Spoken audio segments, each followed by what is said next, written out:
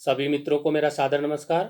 मित्रों, जैसा कि आप सभी को मालूम है कि उत्तराखंड बोर्ड के कक्षा 10 और 12 के बोर्ड परीक्षा के फॉर्म इस माह अगस्त 2022 में भरे जाने हैं और उत्तराखंड विद्यालय शिक्षा परिषद रामनगर नैनीताल द्वारा सभी विद्यालयों को बोर्ड परीक्षा के आईसीआर फॉर्म उपलब्ध करा दिए गए हैं।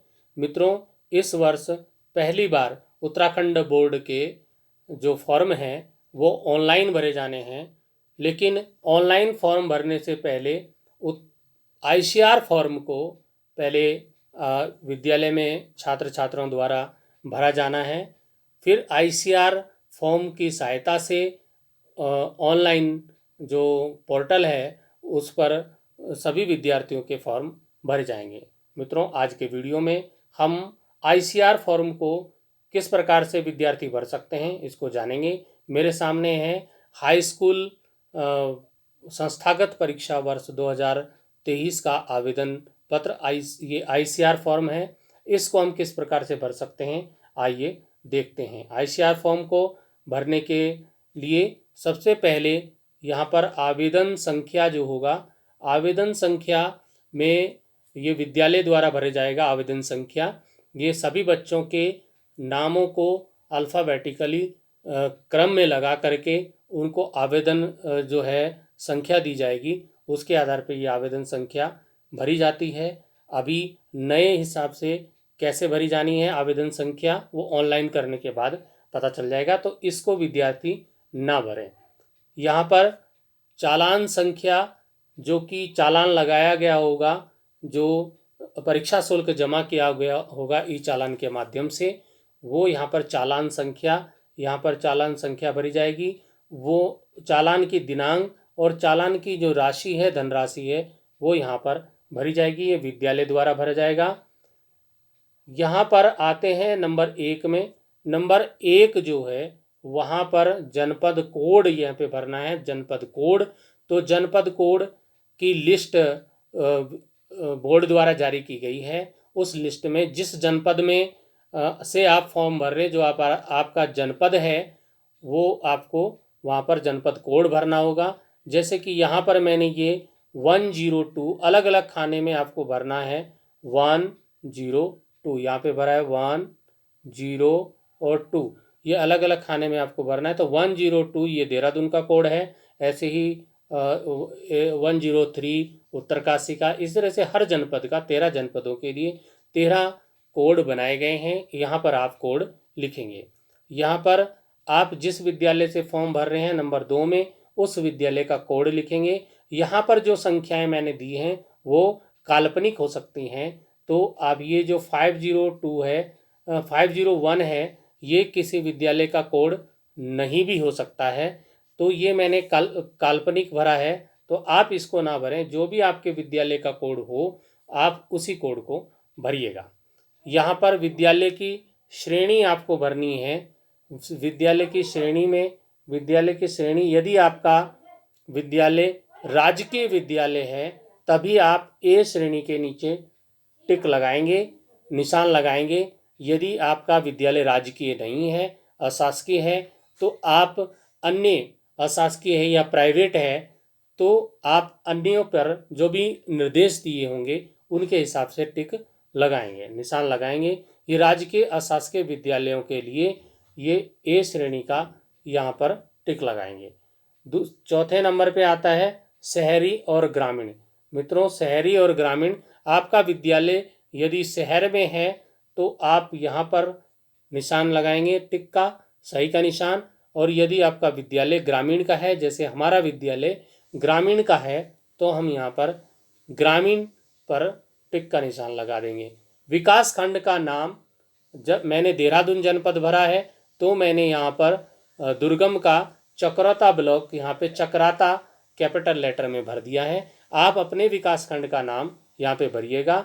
और विकास खंड जो ब्लॉक के कोड भी आपको लिस्ट विद्यालयों को भेजी गई है और यूपीएससी की वेबसाइट पर भी ये लिस्ट मिल जाएगी आपको। वहाँ पर आपको ब्लॉक कोड मिल जाएंगे। जैसे कि चक्राता का जो ब्लॉक कोड लिस्ट में मैंने देखा वो 07 था, तो मैंने यहाँ पे 07 भर दिया। अलग अलग खाने में भरेंगे।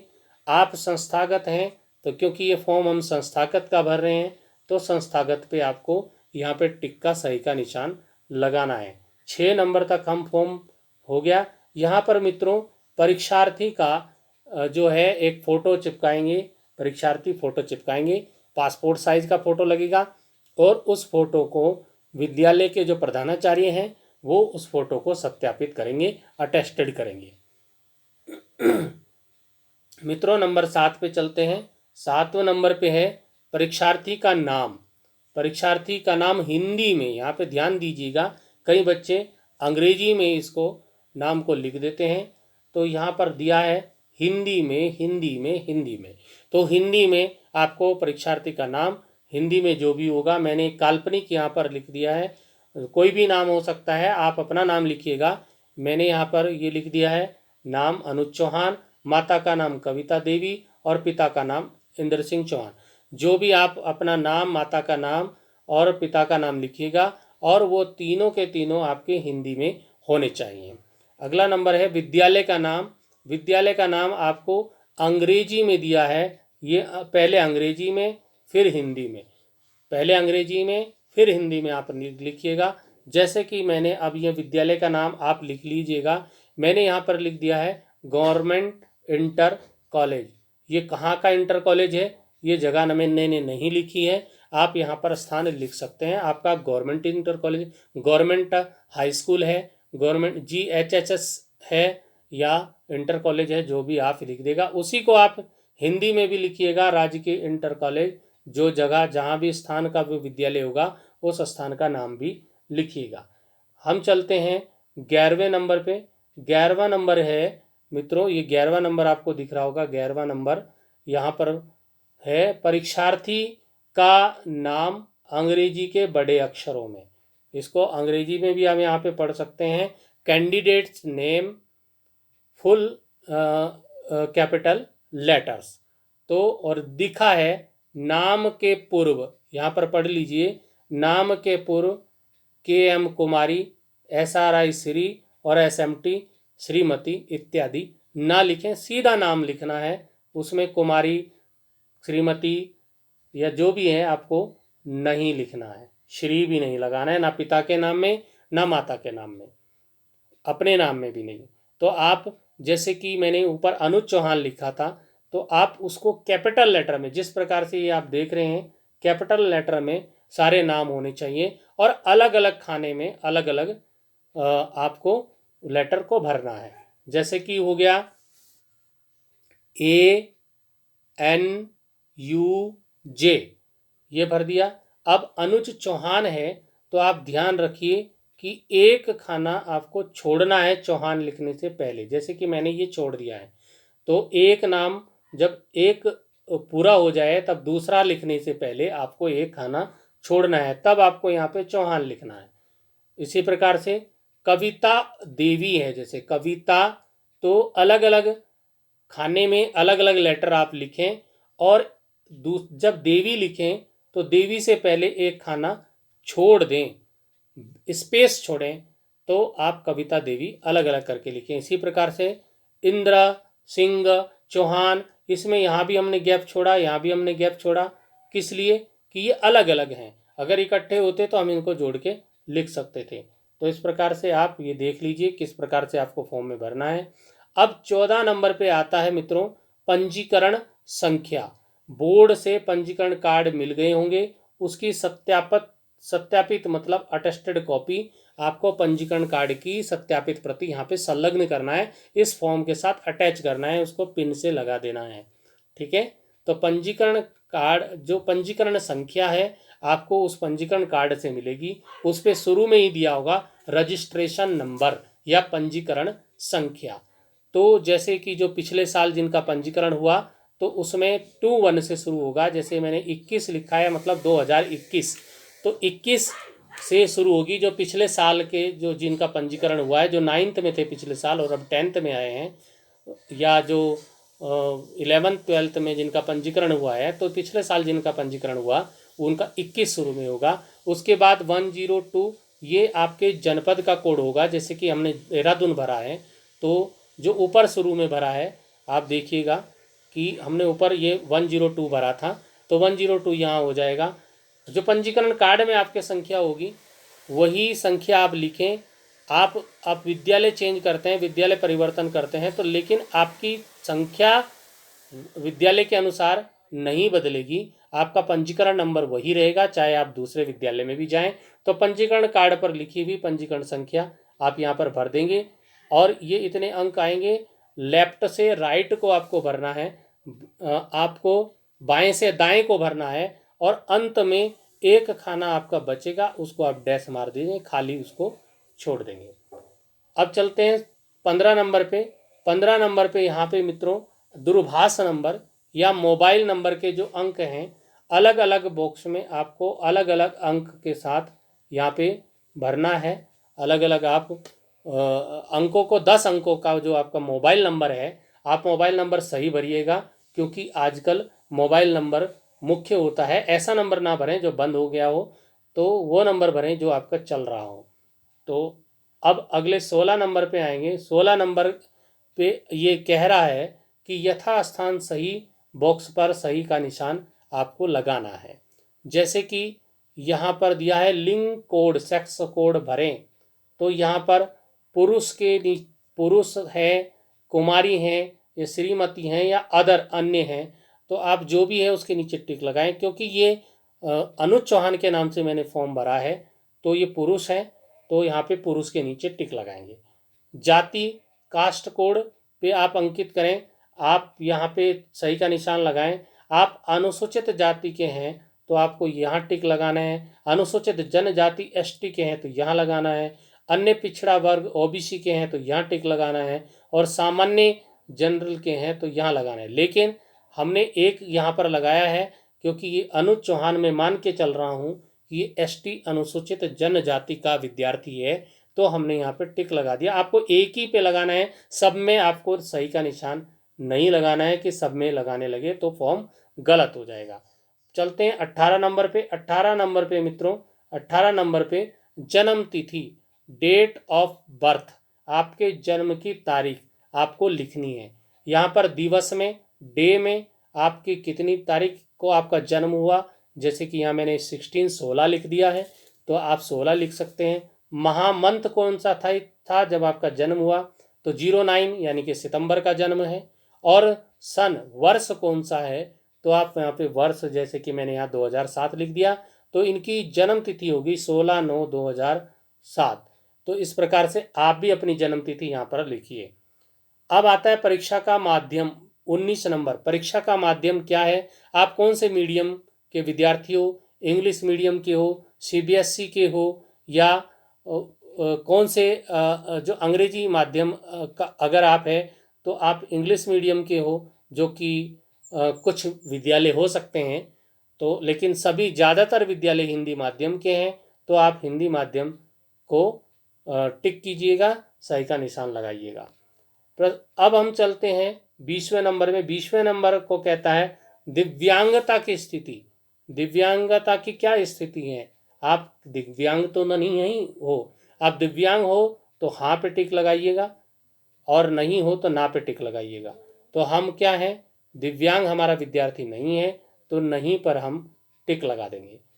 अगर आप हाँ पे टिक लगाएंगे तो आपको दिव्यांगत का जो है, आप किस प्रकार के दिव्यांग हैं उसका प्रकार और उसका कोड आपको लिखना होगा। दिव्यांगता के जो कोड हैं वो निर्देश पुस्तिका में दिए गए हैं, वो आपको विद्यालय से मिल जाएगी। अब आते हैं विषय, आपने कौन से विषय आपको लेने हैं।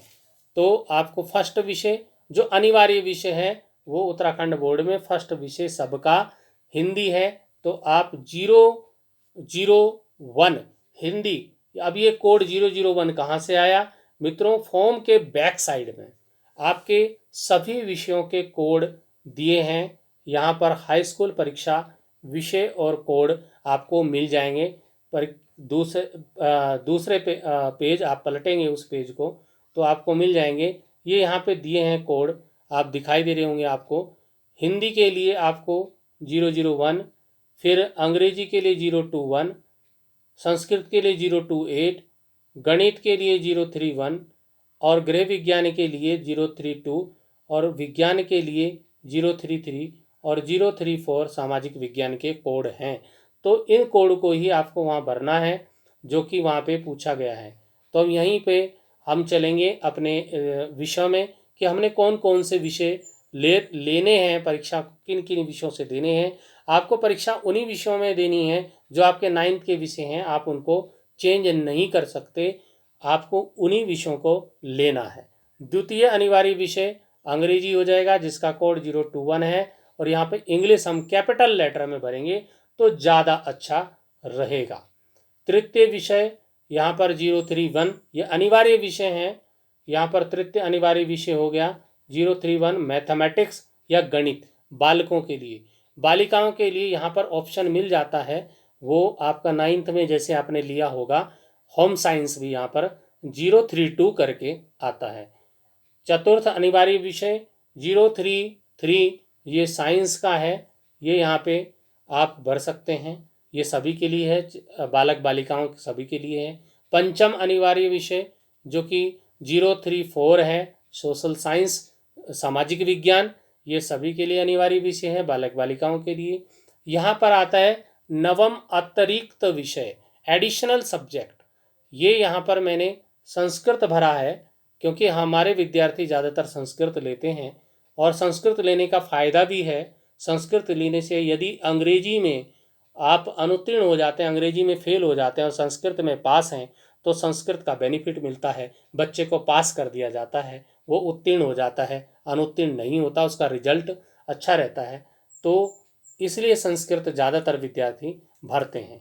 तो नवम एडिशनल सब्जेक्ट में आप संस्कृत भी भर सकते हैं, कंप्यूटर भी भर सकते हैं, कला भी भर सकते हैं, तो जो भी आप विषय लेना चाहें वो यहाँ पे भरिएगा। इस तरह से ये हमारा जो पहला पेज है वो कंप्लीट हो जाएगा। यहाँ पर अंत में दिया है परीक्षार्थी के हस्ताक्षर, यहाँ पर परीक्षार्थी का नाम और हस्ताक्षर यहाँ पर लिख सकते हैं, परीक्षार्थी का नाम और हस्ताक्षर यहाँ पर हो जाएंगे। इसी में आगे है कक्षा अध्यापक के हस्ताक्षर दिनांक, तो कक्षा अध्यापक के हस्ताक्षर और दिनांक यहाँ पर आ जाएगा। और यहाँ पर अंत में प्रधानाचार्य अग्रसारण अधिकारी के हस्ताक्षर और उनकी मोहर यहाँ पर लगेगी। आप यहाँ पर आपको आपके साइन इसलिए कराए जा रहे हैं, कक्षा अध्यापक के साइन इसलिए कराए जा रहे हैं, किस लिए कराए जा रहे हैं, यहाँ पर लिखा है कि मैंने संगत विषयों सहित उक्त सभी प्रविष्टियों की अंकना सही की है, ये आप परीक्षार्थी के लिए है। फिर कक्षा अध्यापक और प्रधानाचार्य के लिए ये प्रमाण पत्र यहाँ पर ये साइन इसलिए कराए जाते हैं, यह प्रमाणित करना होता है कि प्रमाणित किया जाता है कि आवेदन पत्र की समस्त प्रविष्टियों की जांच कर ली गई है, समस्त विवरण शुद्ध है, परीक्षार्थी तथा उनके माता पिता के नाम की स्पेलिंग शुद्ध है, स्तंभ 1 से 25 तक की प्रविष्टियों की जांच अभिलेखानुसार, जो भी अभिलेख हैं विद्यालय में उनके अनुसार कर ली गई है, जो पूर्णतया सही है। ये प्रमाण पत्र पे आपको प्रधानाचार्य को, कक्षा अध्यापक को, परीक्षार्थी को, सबको ये इसमें साइन करने हैं, हस्ताक्षर कर रहे हैं। अब चलते हैं पृष्ठ संख्या 2, उसके बैक साइड में फॉर्म की दूसरी साइड देखते हैं। दूसरी साइड में मित्रों 22वां नंबर दिया है। 22वां नंबर क्या है? पूर्व परीक्षा का विवरण भरना है।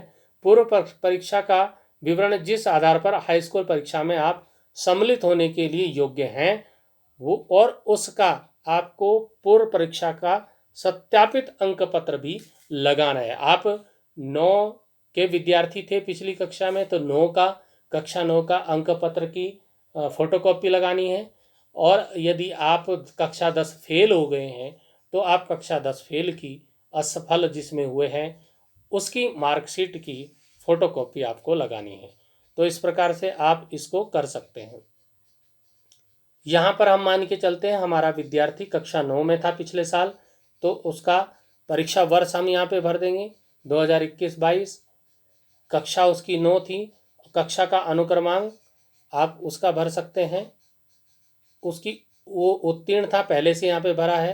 विद्यालय का नाम, पूर्व विद्यालय का नाम, राजकीय इंटर कॉलेज जो भी होगा, जगह का नाम आप यहाँ पे भर सकते हैं। और पिछली कक्षा में उसके जो विषय थे उनको हम यहाँ पर लिख सकते हैं। हिंदी, अंग्रेजी, गणित, विज्ञान, सामाजिक विज्ञान और संस्कृत विषय उसके पास थे, उन्हीं से वो इस साल की भी परीक्षा देगा। उसके बाद यहाँ पर कक्षा 10 क्योंकि उत्तीर्ण नहीं हुआ है तो उसको आपको डैश कर देना है, खाली नहीं छोड़ना है, डैश कर देना है। तो आप इनको डैश कीजिएगा, डैश कर दीजिएगा। यहाँ पर आप इनको डैश कर देंगे, खाली नहीं छोड़ेंगे। अब आता है पूर्व परीक्षा में उपहर्त विषय। कक्षा 9 में चयनित विषय, कक्षा 9 में क्या क्या विषय थे, ये यहाँ पे वही विषय जो आपके पीछे आपने भरे हैं या कक्षा 9 में जो भी थे वो आप ठीक वैसे ही भर देंगे। जैसे पहले भरा 001 हिंदी, 021 इंग्लिश, 031 मैथमेटिक्स और 033 साइंस, 033 साइंस भर लेंगे।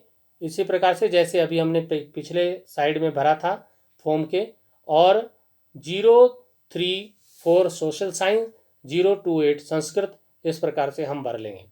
उसके बाद जैसे कि हमने पिछले फॉर्म के पहले पृष्ठ पे हमने नाम भरे थे हिंदी में, उसी प्रकार से यहाँ पर परीक्षार्थी का नाम हिंदी में, माता का नाम हिंदी में, पिता का नाम हिंदी में और अपना पोस्ट ऑफिस, क्योंकि मैंने चक्राता यहाँ पे शुरू में भरा है कोड, तो हम पोस्ट ऑफिस और ब्लॉक भी चक्राता यहाँ पे भर लेंगे। आपका जो ब्लॉक और जो आपका पोस्ट ऑफिस होगा भरेंगे आप ब्लॉक भरेंगे।